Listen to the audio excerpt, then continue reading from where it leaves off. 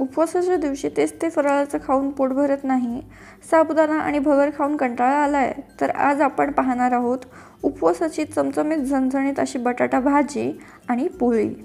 अगदी साधी, सोपी आणि सिंपल रेसिपी आहे। चवीला अगदी भन्नाट लागते।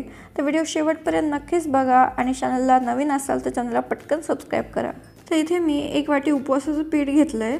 3 वाटी भगरीकरिता 1 वाटी साबुदाणा टाकून मी मस्त असं दळून आणलेला होता। आता यामध्ये अर्धी वाटी गरम पाणी घालायचं आणि थोडं कोमट पाणी घालून मस्त असं त्याचा गोळा तयार करून घ्यायचा। आता हे पिठाचा गोळा आपण 5 मिनिटांसाठी बाजूला ठेवून घेऊ।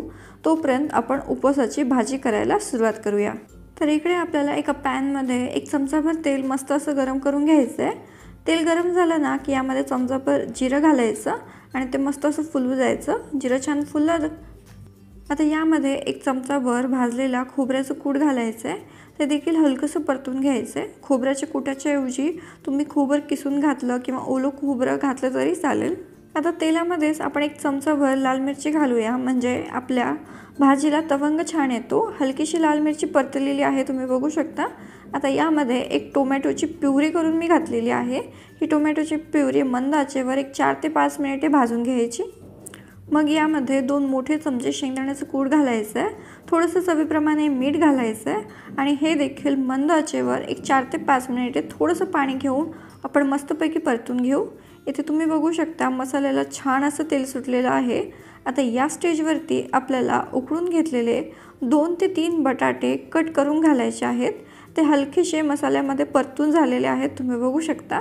आता यामध्ये 2 ते 3 वाटी गरम पाणी आपल्याला ॲड करायचं आहे। छान असा मसाला सर्व भाजीमध्ये एकजीव करून घ्यायचा। 1 उकळी काढून घ्यायची आणि मंद आचेवर 4 ते 5 मिनिटे भाजी शिजवून घ्यायची। इथे तुम्ही बघू शकता मस्त अशी तरीदार झणझणीत अशी बटाट्याची भाजी बनून तयार आहे। चला तर मग पोळी करायला घेऊया। 5 मिनिटांमध्ये हे पीठ छान सेट झालेलं आहे, तुम्ही बघू शकता। आता यामधून छोटे छोटे बॉल्स आपण तयार करून घेऊ। थोडंसं उपवासाचं पीठ लावून आपल्याला हलक्या हाताने पोळी लाटून घ्यायची आहे। तुम्ही बघू शकता सहज अशी ही पोळी लाटली जाते। तयार पोळी आपण तव्यावरती घालून घेऊ। तवा चांगलाच गरम असायला हवा। आता पोळी हलकीशी सेट झाली ना की तिला पलटून घ्यायचं आणि दोन्ही बाजूने मोठ्या आचेवर ही पोळी व्यवस्थित अशी भाजून घ्यायची। तुम्ही बघू शकता मस्त अशी पोळी फुगायला लागलेली आहे। याच पद्धतीने आपल्याला सर्व पोळ्या करून घ्यायच्या आहेत। अतिशय मऊ आणि खमंग पोळ्या बनून तयार होतात।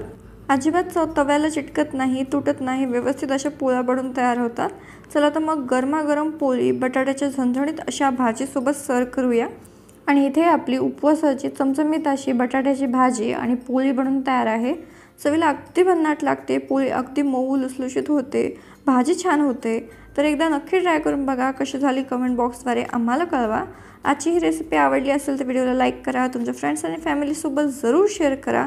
चॅनलवर नवीन असेल तर चॅनलला सबस्क्राइब करा। लवकरच भेटूया अशाच एका नवीन रेसिपीसोबत। तोपर्यंतसाठी धन्यवाद।